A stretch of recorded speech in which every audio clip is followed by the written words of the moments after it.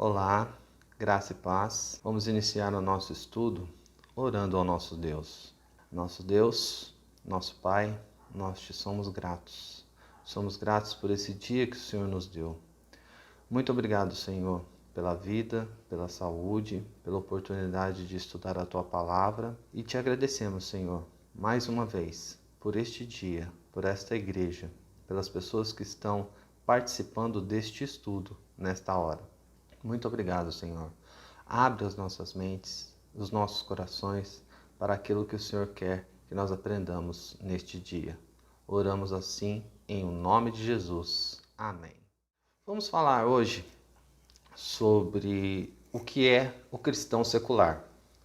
O nosso estudo está baseado em 1 Coríntios 10, 31. Portanto, quer comais, quer bebais, ou façais outra coisa qualquer, fazei tudo para a glória de Deus. O crente secular que vamos abordar não é aquele que está mergulhado nas coisas do mundo, como nós imaginamos. É aquele que vive para glorificar a Deus no mundo, com tudo o que faz. Não só com as atividades ligadas à igreja, as atividades ligadas à sua fé. Servir ao Senhor significa fazer missões, evangelização e atividades nos ministérios da igreja.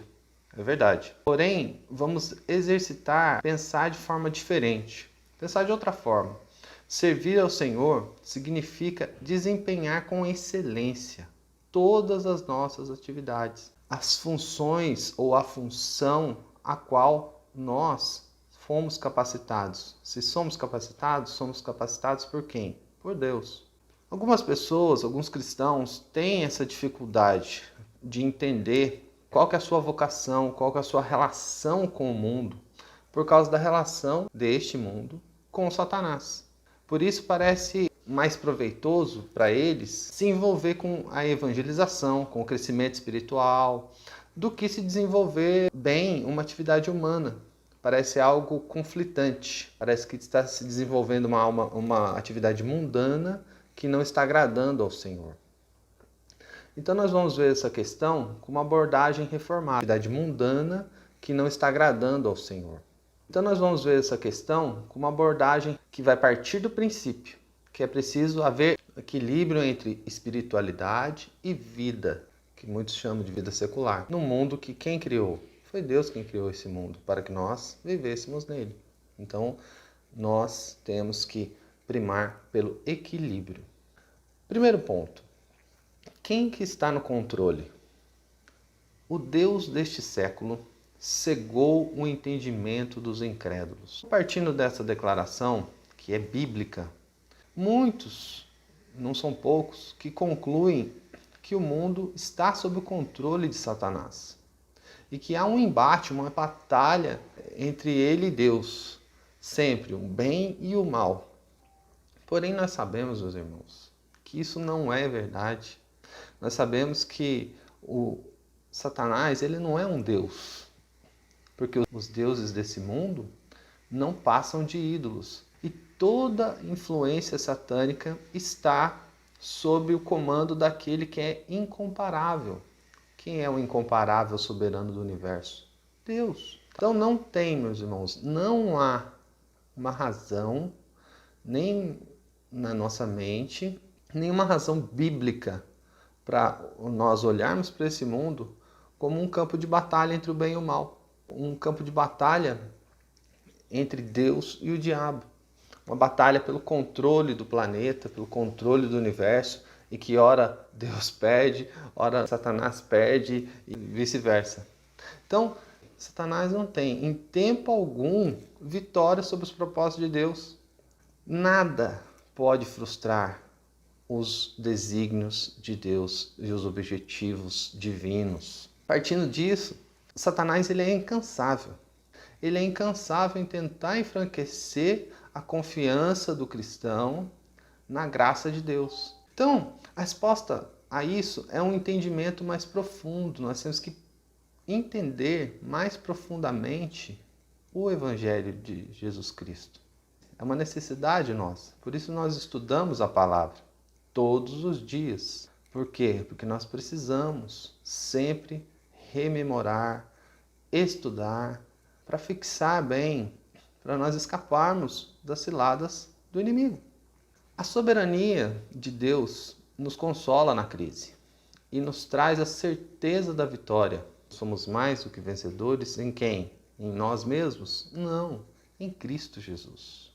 Então nós devemos nos lembrar que não somos nós que determinamos o resultado das batalhas do nosso dia a dia, como as batalhas espirituais, mas Cristo, o Rei que luta por nós e já nos deu a vitória, Ele está no controle. O segundo ponto, eu quero dar alguns bons exemplos da visão reformada para nós exemplificarmos como nós devemos agir neste mundo. Uma vez que este ainda é o mundo de Deus e que Ele reina com providência sobre esse mundo, ainda que não reine como Salvador aqui, como que nós podemos nos tornar cristãos seculares no melhor sentido da expressão? Para Martinho Lutero, meus irmãos, o crente está livre para engajar-se no mundo agindo de forma espiritual e piedosa, em vez de separar-se dele.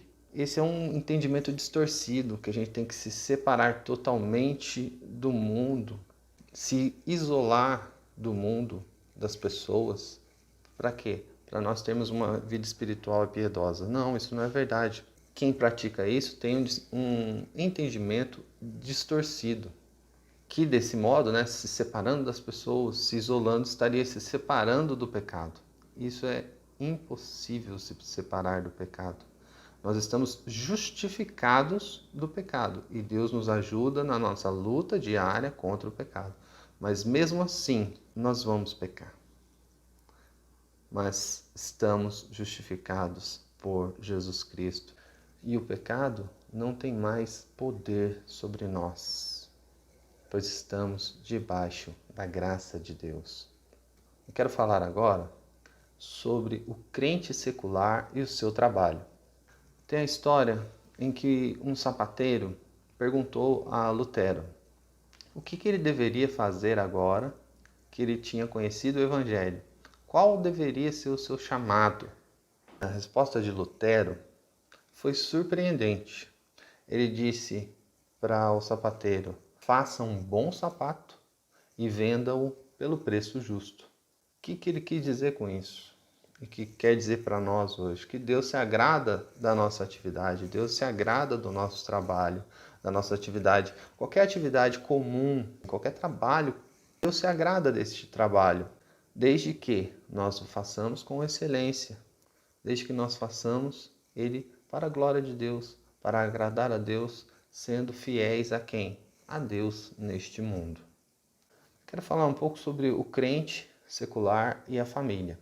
No tempo de Lutero, a espiritualidade não dava valor a um lar piedoso, por não considerar que criar uma família fosse um ato de serviço a Deus. Então, criar uma família era algo comum, sem valor espiritual. Os cristãos mais fervorosos se separariam dessas preocupações. Para quê? Para se concentrar em crescimento espiritual, em se desenvolver espiritualmente. Então as relações entre marido e mulher eram toleradas como um mal necessário, com apenas o propósito de procriação. Porém, os reformadores, inclusive Lutero, causaram escândalo ao dizer que as relações entre marido e mulher tinham também o propósito de trazer prazer e comunhão ao relacionamento. Deveria haver harmonia no lar. Tudo que envolvia a relação conjugal criada por Deus era bom. E o pensamento medieval era contrário. Então nós temos que pensar que criar a nossa família, que viver em família é algo que agrada a Deus.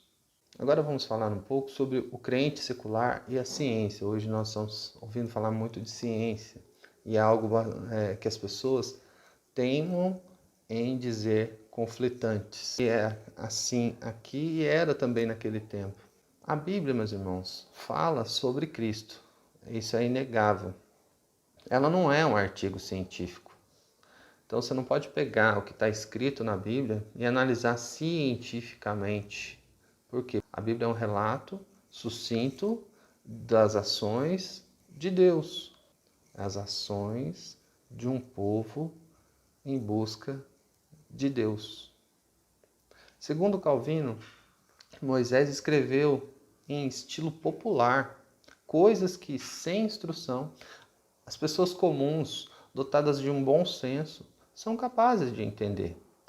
Porém, os astrônomos investigam com grande esforço aquilo que a sagacidade da mente humana pode compreender.